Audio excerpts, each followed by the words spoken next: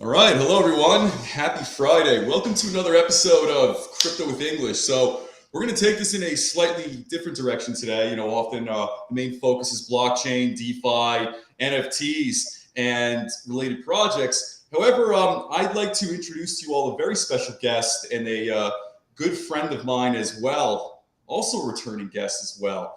We're going to focus on some of these fundamentals that really unlock the greatness within people and their business, and essentially the brand and the message they want to communicate to everybody. Because often, a lot of the success lies in the messaging, and it's how you articulate these thoughts and how you articulate these overall themes that eventually builds your audience and essentially builds the philosophies, so to say, that make what you're doing successful. So I'd like to warmly introduce to you all a very, very good friend of mine, Corina Burton. If you are on LinkedIn in particular, you most definitely have seen her. So she is the co-founder and co-owner of CPR Construction Cleaning, CPR Productions, and she's the host of the most excellent podcast, The Unstoppable Podcast. Corina, thank you very much for coming back on. Thank you, Adam. You are always so much fun to talk to. I feel like whenever we are, have a bit availability to chat, we always end up talking for quite some time. Right. So I'm excited that I get to be on your show again, and kind of change things up for what you do and Absolutely what you focus on. So well, yeah, and it's nice to kind of flip the script every now and then, because I think often there is like a hyper focus, so to say. I think for people who are in tech, and let's say if it's crypto, it's easy in some ways to kind of focus on technical details and, you could say kind of the ins and outs of the technology. But, I've seen, and this is quite common, a lot of great ideas fall flat on their faces because it's either the chemistry of the founding members, it's either the lack of patience or due diligence. And a lot of times it's the messaging and kind of what's communicated about the product itself. It just doesn't connect with people. And I think more often than ever, having either a brand, a service, or a product connecting with people, I mean, that's an absolute, must have. And as somebody who is, that I consider a very, very masterful expert on this, I'd like to get into the weeds with some of those, ins and outs and some of the things that made you successful and things that have worked for you and things that you figured out along the way that aren't as effective or don't work, so to say. Well, what's interesting about what you just said in regards to, being in crypto is very analytic. It's very detail oriented when it comes to your analytics and measurements and numbers and things like that. Right. But what's really been an interesting finding for me as I've developed from being an employee, kind of dabbling in entrepreneurialism, going back to being an employee, and then ultimately starting my own business. If you have a foundation of what you're building, it does not matter what it is that you do, because I've never been in a sexy type industry ever. It's always been very, people could consider it boring, right? My background is in service-based industry, right? I was in restoration, I was in janitorial, I was in carpet cleaning, and I always provided these services in the commercial real estate world. That's not sexy. That's not emotional. How do I But bring success is sexy regardless. So, you have to get into how you made essentially this huge, this windfall during the beginning of the lockdowns. And, I know we'll get into that, but, just to throw my 2 cents into that. Well, so, you've got to look at it though, as what am I building? And so for me, when I created my brand with CPR Construction Cleaning, it's construction cleaning. It's not this sexy industry, and it doesn't have this an emotional connection, so to speak. If you write it down on paper, analytically, it's not going to connect emotionally with people. And so that's where I'm saying, if you understand what you're offering and why you're offering it, it's the why that is going to make the appeal go 100 times farther than just that service or product alone. Right. So that application can really be put on every single business that you can think of, and create this type of success. How can you connect with another human being? Because behind every business is a person, you and I, everybody who's actually managing it. So how do we connect with the people that we're trying to sell to? Well, we do it on an emotional level. If you look at um, Peloton, Nike, um, Apple Right. products, they always, they don't tell you what they're selling. They sell you on this emotional experience, and by the time you're done, you're like, "Damn, I feel like I'm gonna cry." Like, somehow I Sure. saw someone's grandma, somebody who had an amputee leg, somebody who's saying, "I can't do it," and they end up running a triathlon because of Peloton's, products. They focus on the why. How is their brand going to help you further your life?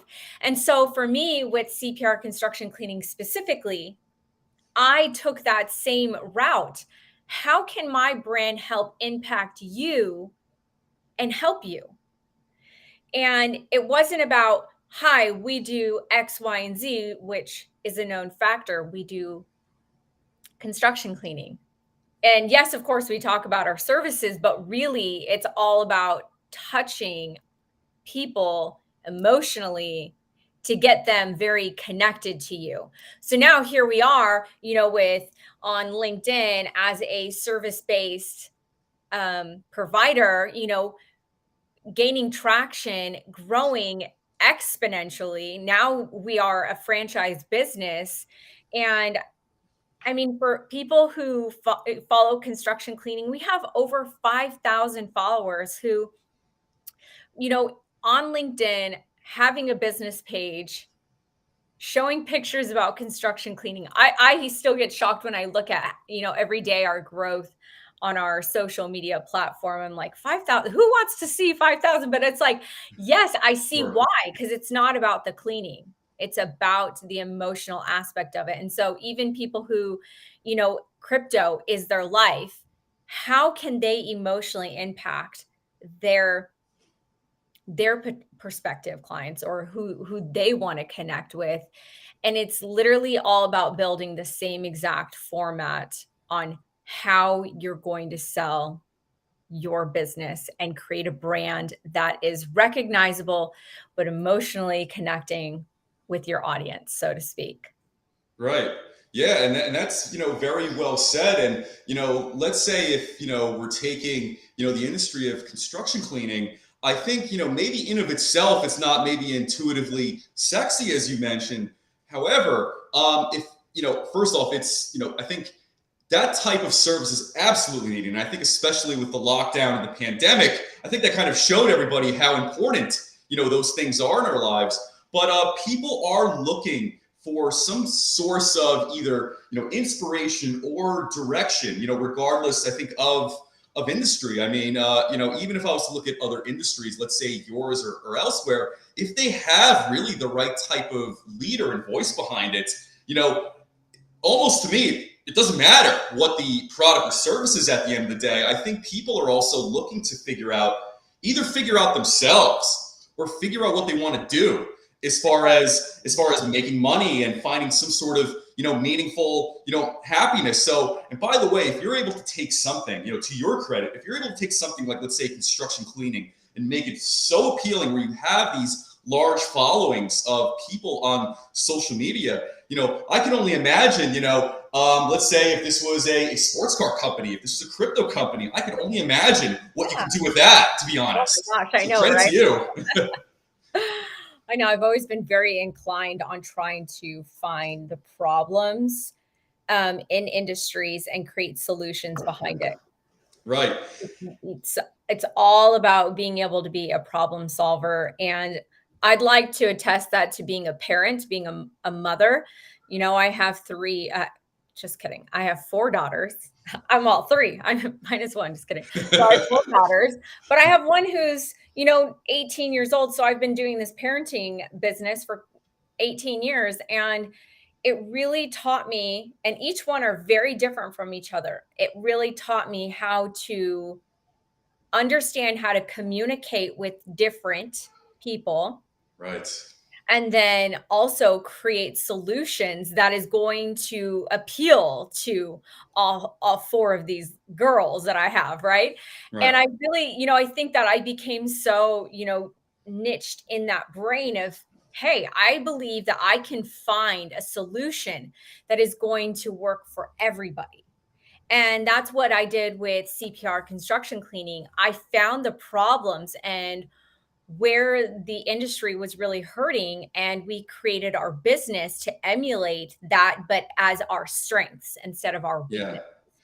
And could you talk a little bit about CPR cleaning, where it started, how its journey progressed through the pandemic, and where it is now? Because I recall when we first started speaking, it was certainly a great story and an incredible amount of success within a short period of time. So I like these stories because I think there's a lot of good wisdom to take away from this. And in fact, you look at any society, any country on the planet, our whole world is built on storytelling. You look at prehistoric times with cavemen and cavewomen and tribes and stuff like that. And you look at now, companies, products, it all starts with storytelling. Yeah.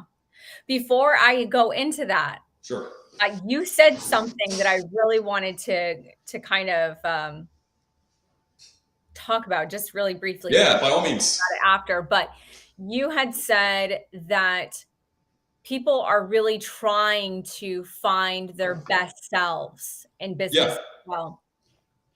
And this is an area where I have really tight niched my entrepreneurialism is that, for decades, I mean, for as long as I can even remember, and I'm sure even beyond that, I'm almost 40. So, Same here. So, you know, stories I there. I was always taught business and personal totally separate, right? Like we've heard that saying, Right.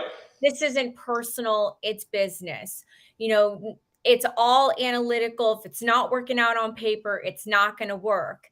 And then as becoming an entrepreneur and going through these crazy ebbs and flows, I started to take off these generational teachings in business that the two absolutely pair together, your personal life and your business life. And how do you create this feng shui of living where you feel like I don't want to go in my life and say my business life is thriving and amazing, but my personal life is shit. Right. I want to be able to say that both are in alignment together. And that's the one thing, as a myself as a business coach and helping people create their brand is starting once again with a foundation, right? Everything has a bottom and then you build upon that. And if your foundation isn't sturdy, everything that you build on it, when hard times come, when trials come, when struggles come, everything you built is going to collapse. But if Very you true. have a really strong foundation of who you are, what you're going to do in business, and understand your weaknesses and your strengths, you will be able to overcome all of these hurdles, right? Even if you have to Right. rebuild, that's all right because you're not starting from scratch. You're going to be able Right. to figure out how to reinvent yourself, and that's the really cool aspect of branding and understanding how to go beyond just sharing the name of your company, your logos, Sure. what you do, your service. And that's when you start resonating into this storytelling. So Yeah. I just wanted to touch on that because I think that No, what that's perfect. extremely important. And I don't think that enough people, they may think about it, but maybe they shoo it away and are like, no, I don't know if Right. that's really makes sense, just because so many of us have so much generational teachings and Sure. beliefs, and to be able to have a change or a shift in mindset to recognize that maybe it's time to evolve and have a Yes. different way of perspective, sometimes can be really, really Like that. difficult.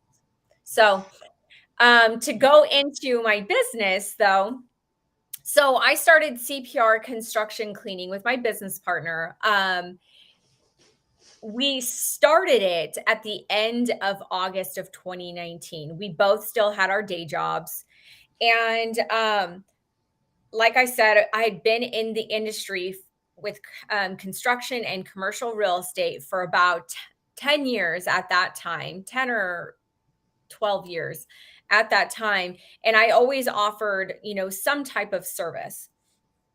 And after I had some trials and errors partnering with certain people, and I was just like, this isn't going to work. I kind of Right. felt really deflated. I felt like flat on my face. I felt like essentially a failure. And I was starting over, and I had to have like a come to Jesus moment for myself. And I'm like, well, I love business development. I love marketing. I understand it, but I don't want to do that only forever. I don't want to have to go and do cold calls forever. I don't want to have to do, I want to be able to evolve as someone in my industry. I wanted to be able to um, bring not just a service and helping people, but I wanted to make a difference in the industry. And so when I was literally at the bottom of what I was feeling at the time, I felt a lot of depression, a lot of sadness. I had just some things kind of fall into place in regards to construction cleaning, and a light bulb went off in my mind. And I was like, it sounds like there are no companies today only specializing in construction cleaning. And that is why there is such a deficit and struggle, and that there are a number of GCs who complain about the quality, especially the GCs who are building multifamily data center cleaning. This is a really high touch, high Right. quality clean. This isn't just a warehouse space or even like an office space that can kind of make do with a 70% quality. This is Right. like really serious, business. And these, building owners are coming in being like, wow, this place looks like crap. They Yeah. can't see the amazing work and effort that had been put into this building, because all they see is dirty windows, smudgy floors, dust everywhere. And that's all they could focus on, these nitpicking areas. And so when my business partner and I decided to create CPR construction cleaning, we really dove into creating all of these areas that were extremely needed. And to our surprise, I mean, of course, I thought I was going to have to put some back work into it, but it was such a needed niche Yeah. market, that it blew up so quickly that by the time, because we bootstrapped our company with $2,500, that was all Wow. that we invested into it. And by January of 2020, we went into the business full time. We quit our day jobs and everything. And we had a lot of work at that point still like coming to us. We were not expecting, COVID to hit. And Right. a lot of people think that our success was based off of COVID cleaning, and it wasn't. It wasn't. People were appreciating the quality of clean, and were Right. having higher expectations of, this is what clean looks like. Oh my gosh. And it just blew up like wildfire. It went from, us starting in Phoenix, Arizona, going into Utah, and then we're going to celebrate 3 years in business in August. of Excellent. this year.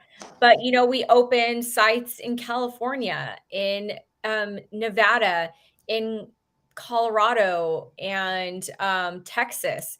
And it just kept like snowballing into this amazing success story. But I don't want to fool you, because I can tell you all of this amazingness that happened, and that we were making multiple seven figures in less than 2 years. But there have been a lot of struggles, a lot of hurdles that we've had to face and confront within the industry of their archaic ways of doing things that has really impacted us as a company. So, I'm not alone when it comes to, you on paper, it looks great, everything's wonderful. But the reality of the way that business is handled in certain industries can really deeply impact your business. Right.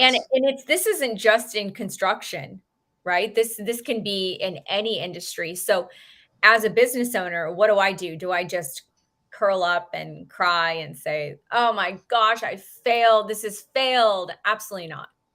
I Right. then have to, hone in and say, "How can I fix this? This is a great opportunity," right? As I'm crying, I'm like, "I'm going to Right. turn the narrative around. My perspective Sure. is this. What can I do to change the industry? How can I be somebody of impact?" Well, what ends up happening is, as I'm a voice, as I'm sharing, I'm bringing awareness to not only the problem, but also creating awareness to my brands, right? Not the Unstoppable brand, CPR brand, our marketing brand. And I'm sharing this really because I want everyone to know that even when you hit these really difficult areas in your life that you're like, wow, this could really just close my doors, you got to stop and think, how can I use this as almost essentially to my advantage? How can Right. I turn this narrative around and utilize it? And it won't only help me, but it's going to do good for the future and for my industry. And I feel like this could be applicable really to anybody, anyone Right. who's any industry and owning any business and having any struggles. You know, don't just give up and quit. Try Right. to find a solution to why you're having a hard time in the first place, right? If it's Right. really a lot of it has to do of outside of your control, you know, find a way, lobby what you need to lobby to make laws change so that it can improve not just your business, but everybody's business. And you're going to definitely make a name on the map for yourself in creating, you know, uh, awareness for your Sure. brand. Yeah, and by the way, I think that was beautifully said. And I think, going on to kind of dovetail off of what you just said. So, putting some of those teachings into practice, what were some of those obstacles along the way? Because so often, whether these are anecdotally speaking people I know or just people we encounter, a lot of times like, well, he or she's just lucky. That person just got lucky. Yeah. And more often than not, I think if you're in some sort of entrepreneurial role, uh, so many things are not lucky. Actually, I'd say quite the opposite. It's more probable things actually go wrong. Yeah. And I think it's really your best efforts that really kind of mitigate or at least kind of push the ball forward, so to say. It's almost like an endurance type of race. It's not like a sprint at all, actually. It's really how far can you take yourself without just kind of giving up. And it seems like if you kind of beat the clock, a lot of times it kind of seems like that's when things kind of turn around, not just simply I'm going to put my best effort forward.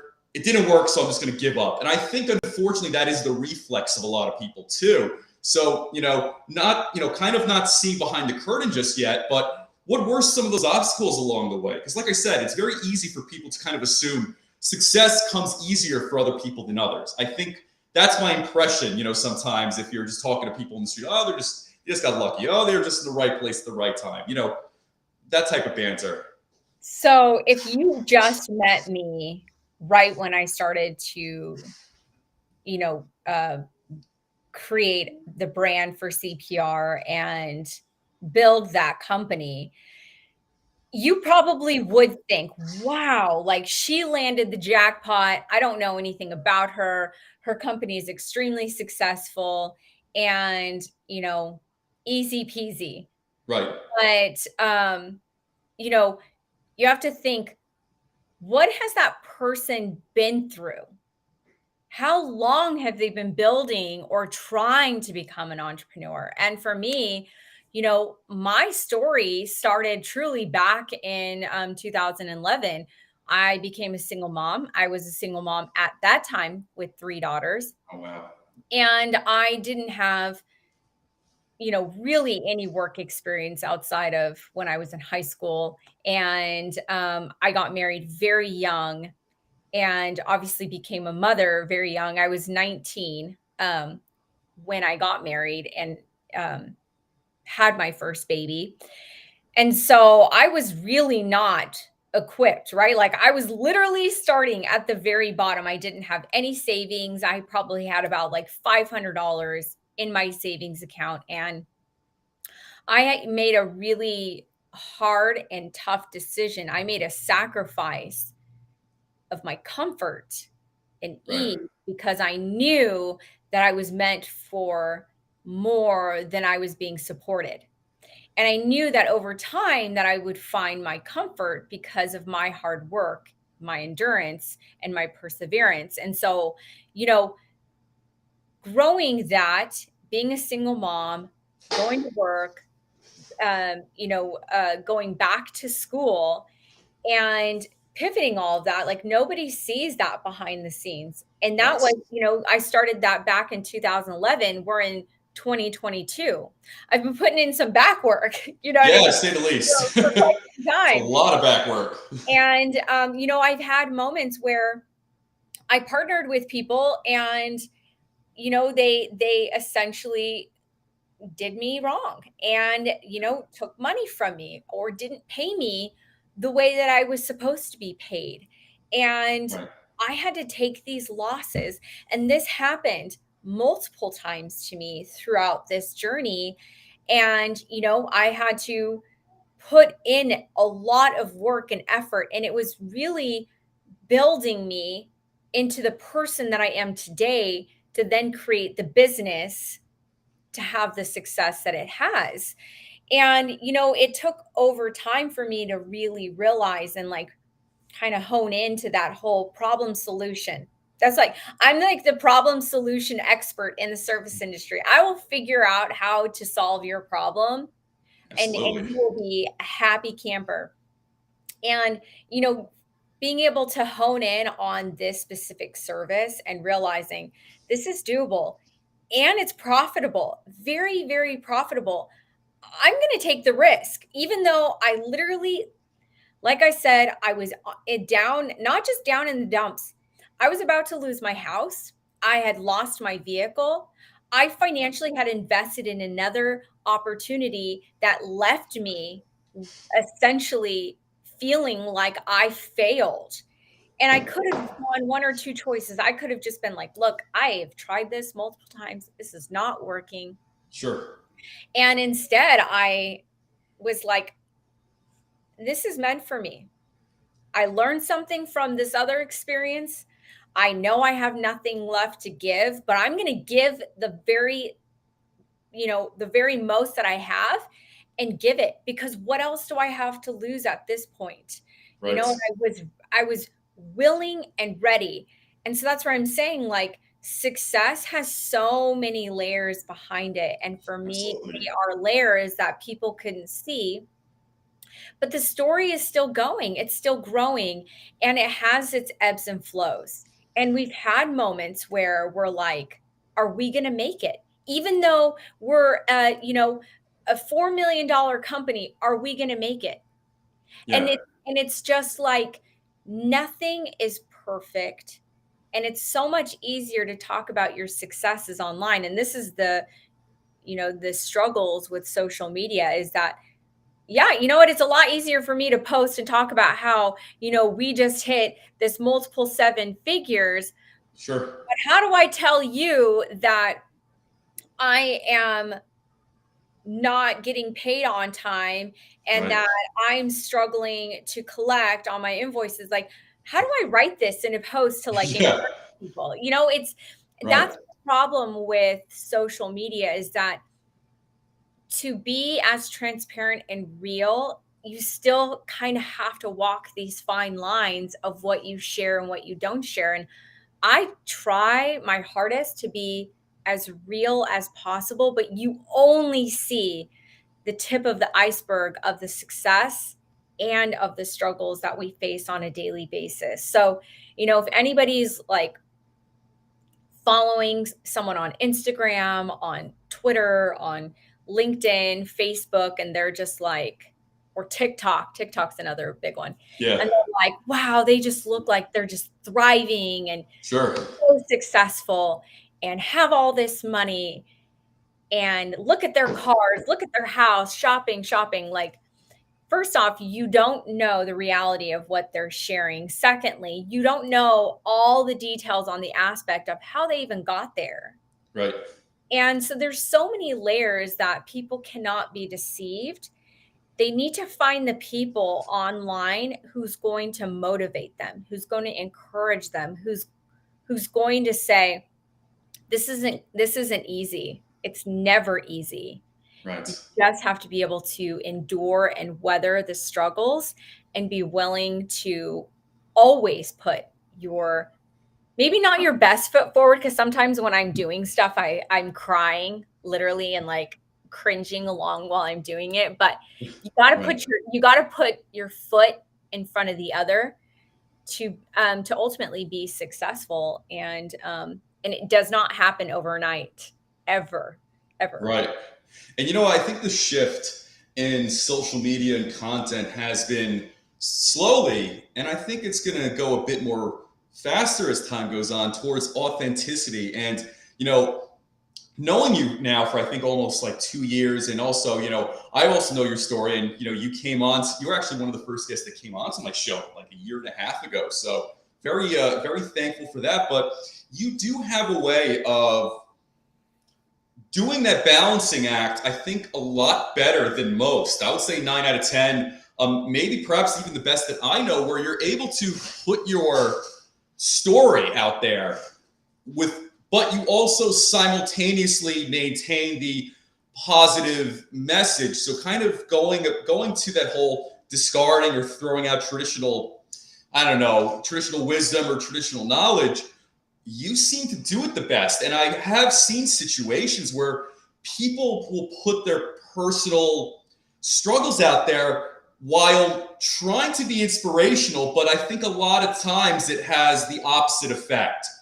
Not in your case, when that is very, very clear. So how do you do that balancing act where you're sharing these very intimate parts of your life where you struggle to move the ball forward and put one foot in front of the other without taking away from the overall message? Because I feel that a lot of people, that's not intuitive, I think, for a lot of people. And like I said, I've seen it many times where people will put that personal struggle out there, but the struggle is kind of, you could say, it's It makes telling the story people versus the lesson, if that Yeah. makes sense. Yeah, and it can make the Yeah. audience feel almost uncomfortable and Right. don't know how to feel.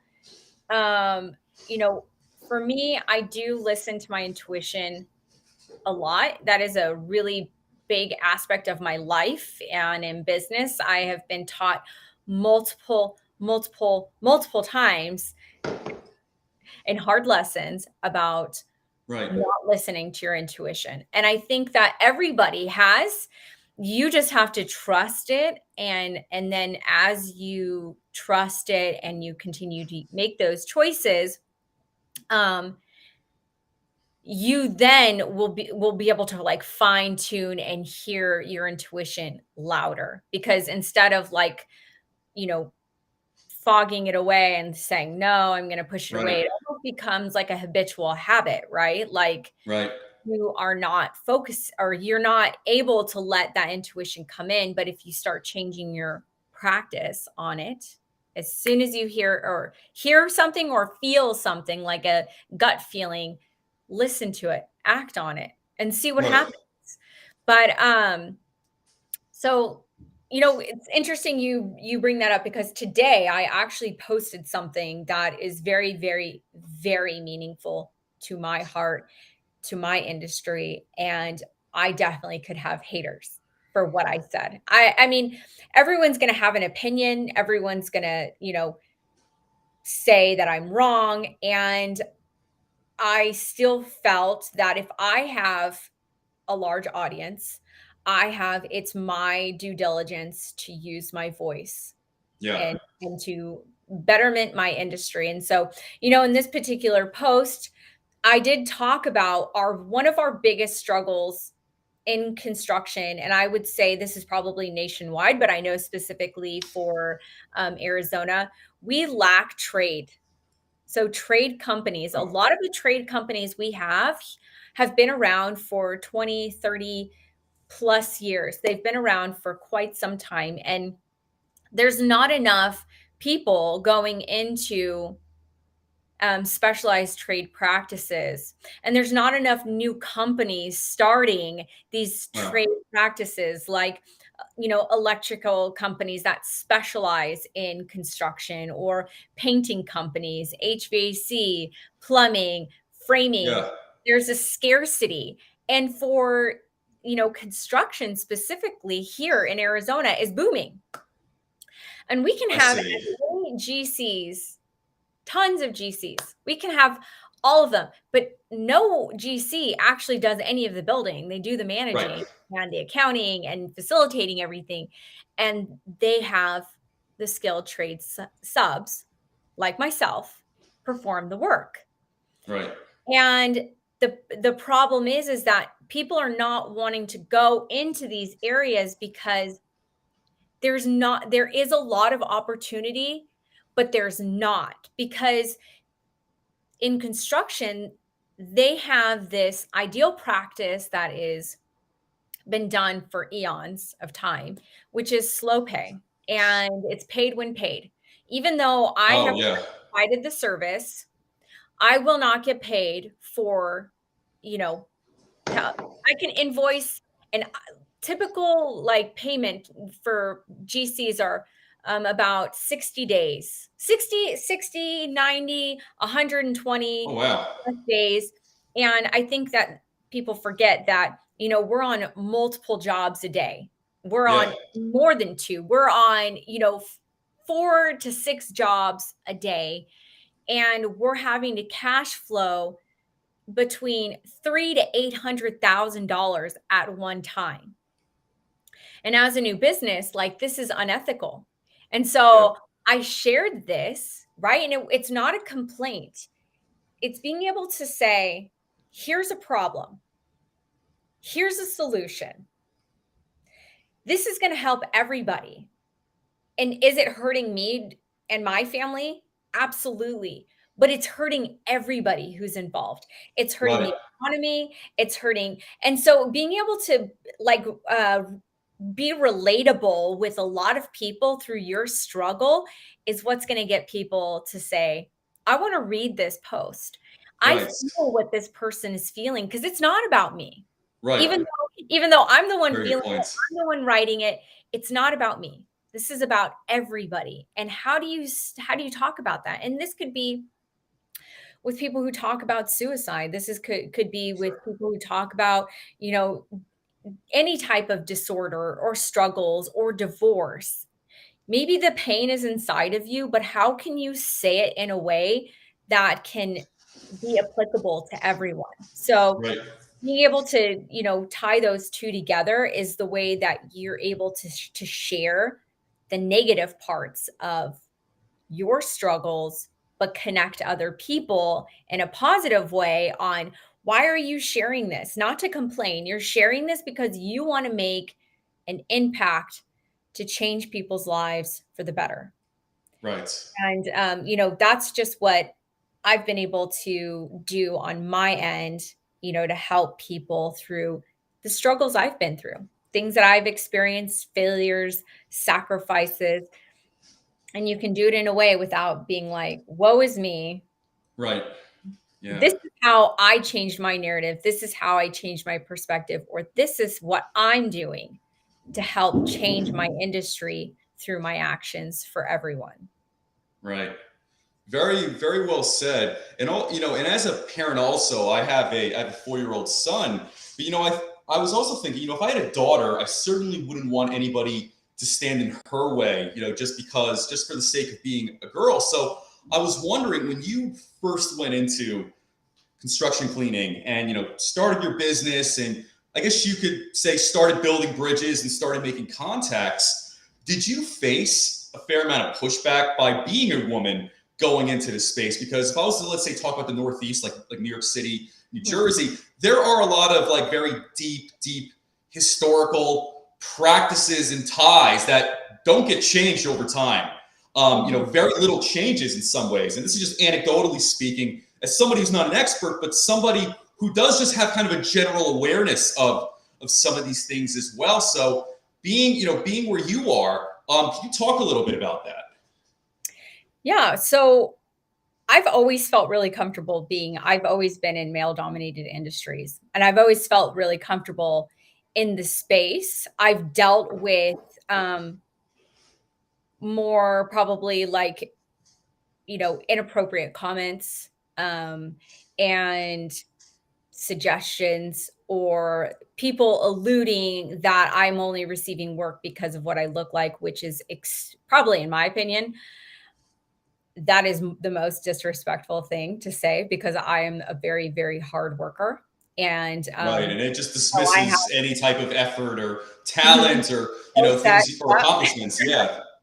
um, but I've always still felt very comfortable being in that and being able to kind of weigh myself through without almost like blinders, where I'm just like, I'm not dealing with that. Like, if that's how you're going to be, I don't want to work with you anyways. So I'm not even going to give you the time or the effort.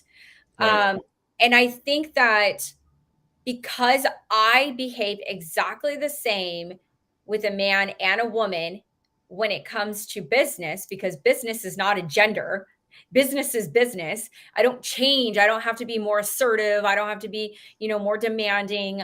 I don't have to Right. be bitchy. I don't have to be anything. I'm just going to be Corina and how I do business and how I do it best. Um, I have found a lot of respect through, the way that I am inconsistently, right? I'm consistent in the way I behave with a man or woman in business. Right. There's no difference for me. I will say that, my business partner, he is a man, and there have been enough times for me to obviously recognize where, when we're walking a job site, they will directly talk to him. They'll Right. direct things to him. They'll look at him instead of me. Sure. And I don't cower. So I directly put myself in that It's place. good.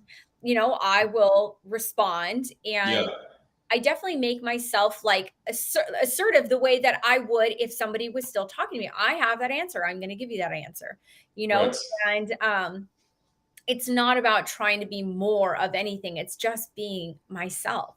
And Yeah. even if a woman was, I've struggled with women where women have been catty and hateful and hurtful to me. And, you know, I've had a lot of women who, as soon as I start becoming successful, they drop me. And I'm just, Oh, yeah. I'm not a part of the cool club or the cliques. I've never been a part of that. But even dealing with that, it's the same thing. I'm still going to be the same exact person. If you're going to ignore me and you'd rather talk to my business partner, I'm not going to cower in the back. I'm going to speak up and say my piece Right. of my business that you're also talking about. So, for me, it's not a difficulty, but I know that it is for many women. And so one of the things that I like to be able to like talk about in campaign is just a great reminder that business is business. It is not a gender. And we just need to remember that, for women, don't feel like you have to be more assertive or be ashamed of your emotions or feel shy because you're surrounded by men or that you're working with a man. And a man should feel very secure in having, business dealings with a woman, and how do they communicate? And Right. everybody deserves respect. Everybody should be spoken to with respect. And, your title doesn't dominate anybody either. And it doesn't matter what position you are, what gender you are, that has nothing to do with it. You're still dealing with a human being. Um, Right. so that's, for me, that's how I have faced the journey, being a part of a male dominated industry. But I know that there are so many women that could really find a really great profession and opportunity and be business owners as well in the construction industry, who probably feel, shy about even stepping foot in this highly dominated, male dominated industry. So Right. I just hope that other women's example of being a part of it and still keeping to who they are without having to change themselves. I hope that is what ends up making the difference, right? Like your example is better than your Sure. words, in my Right. opinion. I agree. And, anecdotally speaking too, whether it's through, other friends and colleagues of mine, on the flip side, I know many of, let's say, my guy friends and colleagues who find it easier to work with women. And on the flip side, I spoke with many women who actually find it also easier to work with men. So like, and I guess, providing that perspective, that's kind of like the other side of the spectrum I've also encountered as well. Yeah. I mean, when you deal with business, in my opinion, it's like if you're looking at the gender, you're looking at the wrong The wrong problem. thing. Yeah. If I Right. don't like you, it has nothing to do with any aspect of what you look like, your ethnicity, your race, no, nothing. Right. It's literally because you're being an asshole to me. Yeah. Took the words right out of my mouth. Yeah. That's all there is to it. If you're being an asshole, or, for the flip side, I like you because you're being kind to me.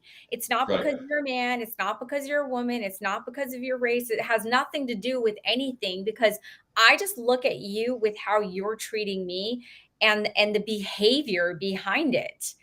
Right. So, if I think more people just could have that, have their mindset in business of like, Right. I'm just doing business with another human. Perhaps like these industries that are so heavily dominated on either female or male, it could potentially, right size itself and being almost an equal balance. I agree, and I think even in my mind, I have something called like the asshole litmus test, because really at the end of the day, that really is a signal to me as far as whether I want to deal with this person, going forward or not. And I think being able to sense that, or at least know that, it's also the easiest thing to make a decision about. Okay, is this like a friend or foe right now? And for me, like I'm not going to like somebody, male or female, just because they're from like the same neck of the woods as me. I mean, listen, it's nice maybe, but Mhm. like, listen, if you're an asshole, it doesn't matter where you're from. It doesn't matter what you look like or anything like that. Like, I don't like you, so to say. So it's like moving on. It's really important to be able to surround yourself with people in general that help you to be your best self, right? Somebody who Right. inspires you, who um, helps you to be the best version of yourself, somebody who's ambitious, and those things like really do rub off on you, right? Yeah. It is true. You kind of are who you hang out with and who you Very surround much so. yourself with. And to be able to kind of take all of these, if you're these accolades or this, these outside um visuals of who you are and really are focused on what's inside, like, Yeah. not only are you gonna build a really great friendship, you're and specifically in business, you're gonna have an amazing, business partnership, but you're also gonna be so, inspired, and honestly, like, I have some really great people in my corner because of that, because of their, like, and they're in my industry, in construction and development, and, some are service providers as well, and it's just so cool to be able to be around people who are not only inspiring, but motivate you and, support you into being Right. yourself, and you really want to surround yourself with people like that, especially in business, because we spend most of our lives working. Yeah. Spend like 70% of our day working. Right. It's So, very, very true. if you can choose the people you really want to work with and spend your time with, then, you know, just know that those are the people that are really going to rub off on you, even if you don't necessarily do direct business with them, but they're in your kind of like business circle in your Yeah. industry. Very well said. And moving from some of these things we've touched on, could you talk about your podcast, the Unstoppable podcast? If you can kind of talk about that and how that journey has been, and the type of people you've met, and what it's taught you over time. Yes, I love my podcast. I'm so excited about it. Unstoppable, hosted by me, Corina Burton. I started into like dabbling into podcasting or like thinking about it over a year ago. And it really overwhelmed me. And I was like, oh my gosh, how do I do this? I don't even know how to, I didn't know the first thing to do, how to even launch a podcast. So I, kind of toyed with the idea. I was thinking names, thinking, what would be that thumbnail picture that goes on, the Right. podcast world on Spotify Yeah. and Pandora and Apple Podcast, so on and so forth. And I just was like, I didn't feel like it was the right time, but yet I kept feeling like I needed to create this podcast. And Sure. I really didn't even know what kind of niche I wanted to do. But I just kept going with the feelings. And then I decided one day last year to kind of like put it in a box and put it on the shelf and say, I'll come back to this when the time's right. Well, it just so happened that somebody had actually reached out to me at the end of the year and had said, I want to be able to, I think that you should do a podcast. And I was like, yes, I do. I think so too. And I they think said, that's a sign. Yeah. I'd love to be able to help you. And so I'm like, okay, this may be the right time. Well, it was like just a few days before Christmas. I'm like, wow, I am like choosing to do this at like the most horrendous time, but I'm like, Right. do it now or never. So I jumped Yeah. on the boat. I have a coach. I also, so I'm a coach, but I also have coaching myself. And I was talking to her about the podcast, and we were drumming up like a bunch of different names, and we came up with Unstoppable. And really, the basis behind Unstoppable is what people are drawn to when it comes to even my story, because my story, there are so many other people who have the same foundation of the story. It's just a different story. Right. And it has to do with what they do best. So on our show, we've had people who are in the crypto world. We have people who specialize in marketing and branding. We have people who are in hospitality. We recently had a chef who's a sustainable chef who, Oh, had that's a good. restaurant and now lives in the Netherlands. Someone who, devoted and dedicated almost, 25 years of their life to the US services, and then created a consulting company behind the leadership. So, we have literally people from all over the spectrum. We have someone who's in the cannabis world who left their finance job that they went to school for and lived in Michigan and moved all the way to, oh my gosh, I was going to say Peru and now I can't remember, but Oh, a completely different country. They didn't speak the language. They just had a belief that they right, wanted to. And with the Unstoppable, it shares the story on how they got to where they're at, right? Because right, it's always a story on how they have become this unstoppable person, not a perfect person, an unstoppable person, because it all starts within the mindset. And everybody who's on the show continually says that spirituality, personal, and business all are together in this amazing relationship to be able to create not only a very successful business, but then become the best version of themselves and making a difference in their industry and making really impactful changes, which is so exciting because I want other people to know that you can come from very difficult beginnings. You can have extremely difficult hardships, but your circumstances never define you. It's your choices. And what are your choices that right. you're going to make to change your life? And how are you going to get to your goals and your dreams through your choices?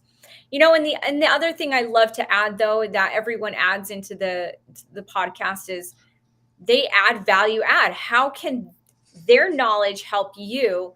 So they'll give tidbits on how they can be successful. We had someone talk about TikTok, how they went from being a property manager to this extremely successful social media influencer creating a coaching business based off of TikTok. It's amazing. And it's such a fun, like, journey to follow other people, and it inspires you to say, I can do this. Maybe Yeah. that's not exactly what I want to do, but I've heard their story and they had to make all of these hard steps, sacrifices, choices to change their circumstance and their perspective of their future. So, yes, if anyone's listening, please check it out. It is amazing. I love it.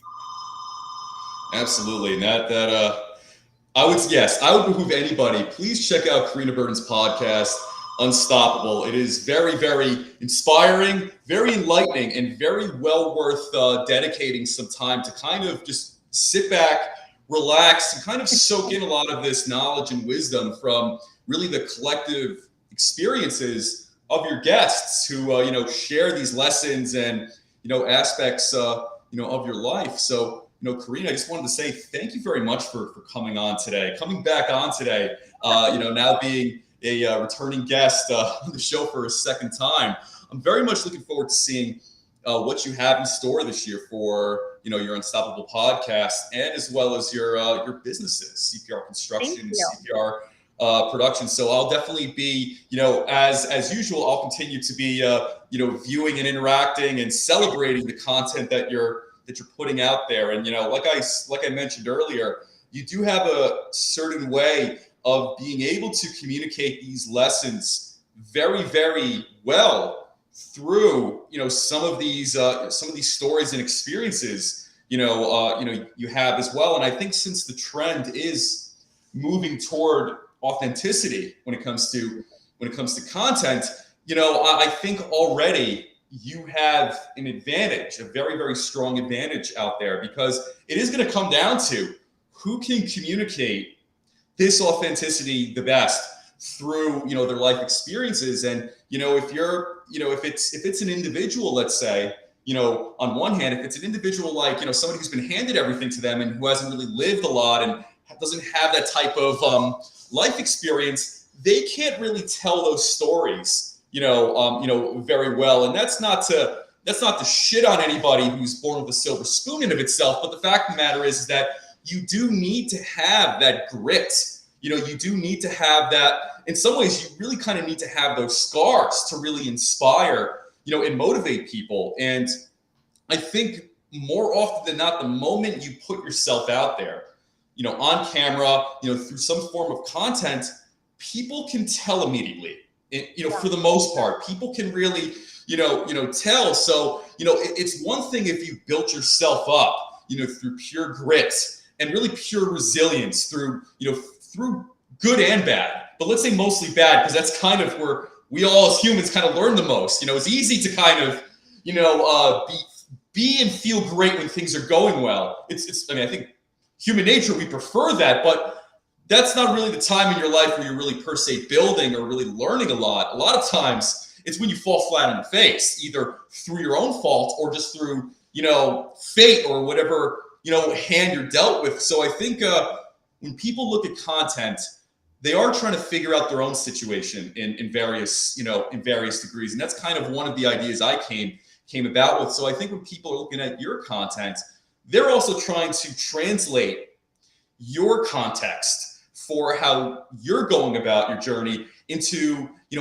their own lives. And so I think if you're able to sincerely convey that, which you're able to, I have absolutely no doubts at all about the continued success of the Unstoppable podcast, and your businesses, because authenticity is carrying the torch nowadays, of course, along with the traditional things like hard work and whatever else. But I think more so than ever, that message and that authenticity and that type of substance, so to say, that's needed more so than ever. People really need to hear how it really is, not things that are per se packaged in the most, ideal way. I think years ago I saw more of the type of influencer, it still exists, but I saw more of it years ago. The man or the woman in the yacht or the Ferrari. As time goes on, I see less of that, actually. And I think there's a good reason why, because it doesn't provide any type of information or wisdom. It doesn't tell you anything. It's completely self-serving to the creator of that. So what you're doing effectively this is actually completely altruistic in many ways. You're actually really putting the seed in people's heads how to actually go about their own stuff through really the story and the lesson you're putting out there. So, I think without you knowing it, you're doing a tremendous amount of good in the world. And, I feel like for many people who are entrepreneurs and enterprises and stuff like that, if you're making a difference, most of the time, you're not going to see the immediate results now, but I feel like in almost very unexpected ways, you find out, through other people. And I think that's very, very good. And I think that's also very promising, to say the least. I think it's a testament to what you're doing. So yeah, like I said, Corina, thank you very much for coming back on. I'm looking forward to tuning in a lot more as well. So yeah, please keep me posted on all the good stuff you're doing, and I'll continue to follow, and I'll continue to also get the word out on the things you're doing as well. I appreciate it. Thank you again for having me, Adam. Thank you. And listen, I hope you and your loved ones have an excellent weekend. Thank you. And I'll definitely talk to you soon then. Awesome. Thank you. Thank you. Have a and take great care. day. Bye. Well.